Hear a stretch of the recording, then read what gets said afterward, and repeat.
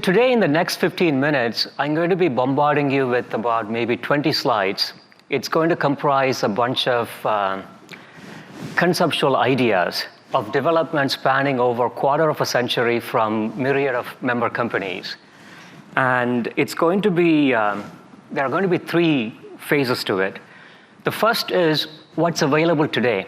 If you were to go out and pick up a camera sensor for your computer vision system, the first portion of the presentation will help address all of those features you have available right now.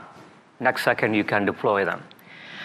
The second feature is what I'm truly excited about for this specific audience, and that is two incredible new features we are introducing.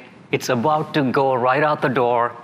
And if this is what you remember from this presentation, two acronyms, it's called ESP and ECM. I hope to blow your minds, Rob. The third are what's beyond, forward-looking developments into the future, many decades and years to come.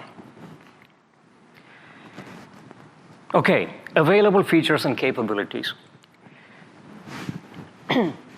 So MIPI CSI-2, it was initially developed for mobile product platforms, smartphones, and with the support of member companies, we continue to expand this for consumer commercial infrastructure applications, and this is incredibly exciting.